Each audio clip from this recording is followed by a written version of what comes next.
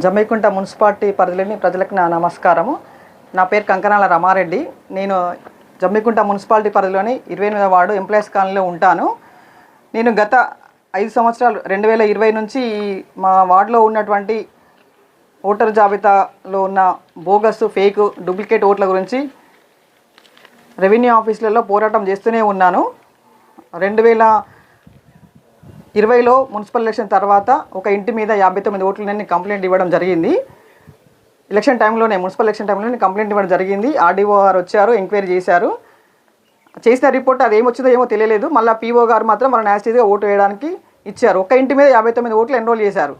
Voter లిస్ట్లో మీరు ఎలాంటి ఓట్లని మీరు ఐడెంటిఫై చేశారు? ఇప్పుడు నేను ఇక్కడ మా 28వ వార్డులో ఉన్న ఓటర్ ముసాయిదా జాబితాలో ఒక 5 కేటగిరీల ఓట్లని ఐడెంటిఫై చేశానండి. ఒక కేటగిరీ ఇదేమో ఇక్కడ ఉండి వాళ్ళు హౌస్ వేకెట్ చేసి పోయారు. వేరే వేరే డిఫరెంట్ ప్లేసెస్లో ఉంటున్నారు వాళ్ళు. ఇక్కడ ఒక 86 మంది ఉన్నారు వాళ్ళు. ఇంకొక కేటగిరీ ఏమో డెత్ అయిన వాళ్ళు, ఓటర్ లిస్ట్లో డెత్ అని వచ్చింది, వాళ్ళు 18 మంది ఉన్నారు. తర్వాత ఇంకో కేటగిరీ ఏమో వాళ్ళు అదర్ వార్డ్స్ షిఫ్ట్ అయ్యారు విత్ ఇన్ ది వార్డు, అంటే విత్ ఇన్ జమ్మికుంటలో షిఫ్ట్ అయిపోయారు వేరే వార్డుకి. వాళ్ళు ఒక 35 మంది ఉన్నారు. అంటే వాళ్ళకి అక్కడ ఓటు ఉండొచ్చు, ఇక్కడ ఓటు ఉండొచ్చు. అది ఎవరు కూడా ఐడెంటిఫై చేస్తలేరు. వాళ్ళు ఆ విలేజ్కి వెళ్ళి మేము ఎంక్వైరీ చేస్తే వాళ్ళు ఇక్కడ ఉండట్లేదని చెప్పారు. తర్వాత ఇంకొకటేమో గ్రామీణ ప్రాంతం వాళ్ళు, వీళ్ళు మొన్న జరిగిన లోకల్ బాడీ ఎలక్షన్స్లో, గ్రామ పంచాయతీ ఎలక్షన్లో అక్కడ ఓటేశారు, మళ్ళీ ఇక్కడ ఓట్లన్నీ ఇట్లే ఉన్నాయి. మేము వాళ్ళ అక్కడ ఓటర్ ఐడి తీసుకున్నాం, ఇక్కడ ఓటర్ ఐడి తీసుకున్నాము, 2 ఐడీలు తీసుకున్నాం. ఒకటే పేరు మీద ఉన్నాయి. అట్లాంటివి ఒక 43 ఉన్నాయండి. తర్వాత ఇంకొకటి కేటగిరీ 5 కింద వేరే రాష్ట్రాల వాళ్ళు, వీళ్ళు ఉత్తరప్రదేశ్ వాళ్ళు. ఒక ఇంటి మీద 14 ఓట్లు నమోదు చేశారు. మేము ఆ ఇంటి ఓనర్ సంప్రదించాక అసలు వాళ్ళు ఎవరో నాకు కూడా తెలియదు అని చెప్తున్నాడు. వీళ్ళకి ఏంటంటే మళ్ళీ ఇంకా విచిత్రమైన పరిస్థితి, 2024లో ఆర్డీఓ గారికి నేను ఆర్టీ యాక్ట్ పెట్టాను. ఈ ఉత్తరప్రదేశ్ వాళ్ళకి ఎలా మీరు ఓటు ఎన్రోల్ చేశారని పెడితే ఆయన సమాధానం ఏమి ఇచ్చాడంటే వాళ్ళు ఉత్తరప్రదేశ్ ఆధార్ కార్డులతోనే ఓటు ఎన్రోల్ చేసుకుని నాకు సమాధానం ఇచ్చారండి. వాళ్ళు అడిగితే ఏమంటారంటే నిర్లక్ష్యంగా ఎక్కడైనా 6 నెలలు ఉంటే ఓటు ఇవ్వచ్చు అని చెప్తున్నారు. దానికి వెళ్ళి ఓటు అడిగి తీస్తారు. అట్లా 6 నెలలు నివాసం ఉంటే ఇది మరి వీళ్ళకే తెలియదు, ఆర్డీఓ గారికే తెలియాలి, మరి ఎంఆర్ఓ ఆఫీస్ వాళ్ళకే తెలియాలండి. ఇక దీని మీద ఇప్పుడు మళ్ళీ మేము ఇప్పుడు ముసాయిదాకలు మీద తొలగించాలని ఇక్కడికి వచ్చినాం. ఓకే, ఇప్పుడు వేరే విలేజ్ వాళ్ళు ఇక్కడ, రూరల్ వాళ్ళు ఇక్కడ ఉంటున్నారు కదా, ఒకే ఇంటి నెంబర్తో ఉన్నారా, వివిధ ఇంటి నెంబర్లతో ఉన్నారా మీరు చూసిన లిస్ట్? అంటే మోస్ట్లీ ఒక ఇంటి నెంబర్ మీద ఎక్కువ మంది ఉన్నారండి. ఒక ఇంటి మీద ఒక 32 మంది ఉన్నారండి ఇంకా వాళ్ళు.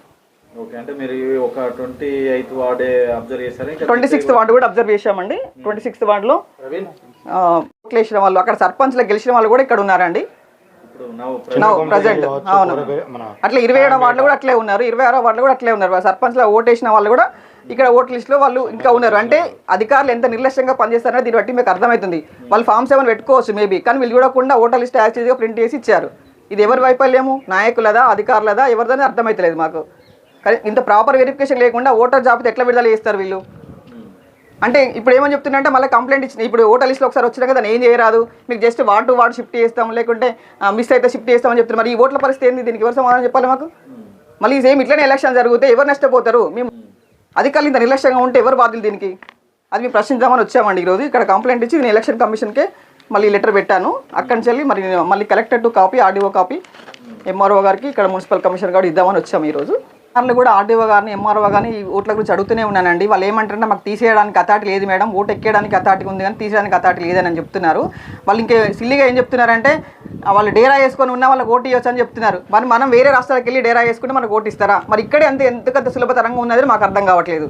మన జమ్మికుంటలో మాత్రం ఎవరు వచ్చి ఓటేసినా ఓటు ఎక్కించుకున్నా ఎక్కేయడానికి అవకాశం ఇస్తాను. మరి వీళ్ళు బిఎల్ఓలు వచ్చి వాళ్ళకి 500 1000 ఇవ్వగానే ఓటు ఎక్కిస్తున్నారు. వచ్చి దానిలో సూపర్వైజర్ ఉంటారు, తర్వాత సర్వేవర్ ఉంటారు, ఎవరెవరో ఉంటారు కదా మిగతా అధికారులు. మరి వాళ్ళు ఏం చేస్తారు? ఇద్దరు పోతున్నారా? వీళ్ళు ఓట్లు ఇక్కడ ఎందుకు ఎక్కుతున్నాయని అర్థం కావట్లేదు మాకు కూడా. నెక్స్ట్ ఏంటంటే ఎలక్షన్ కమిషన్ తీసేరాదు అంటున్నారు. తీసేయడానికి మేము తీసుకొచ్చామండి. ఎలక్షన్ కమిషన్ ఆఫ్ ఇండియా పర్టికులర్గా ఇచ్చేసేది. దీనిలో ఒక 2-3 రూల్స్ పెట్టి ఇచ్చారు. వాళ్ళు negligence of EROs, ROs and DEOs. మరి వీళ్ళంతా ఏం చేస్తున్నారు? ఓట్లు ఎన్రోల్ చేసేటప్పుడు వీళ్ళు ఇద్దరు పోతున్నారా? చూసుకోరా? ప్రాపర్ వెరిఫికేషన్ ఏమి ఉండదా? మరి గ్రామాల ప్రజలు మాట్లాడుతుండ్రు, అక్కడ ఓటేయచ్చు, ఇక్కడ పోయచ్చు అంటున్నారు. మరి మీ అర్బన్ ప్రాంతాలలో గ్రామీణ ప్రాంతాలకు వెళ్తే మళ్ళీ ఓటేని ఇస్తారా? ఓటు ఎన్రోల్ చేసుకొని ఇస్తారా? ఒక వ్యక్తికి ఎన్నేట్లుంటే రాజ్యాంగ స్ఫూర్తికి విరుద్ధమా కాదా చెప్పండి? ప్రజాస్వామ్యాన్ని రక్షించాల్సిన బాధ్యత ఉందా లేదా?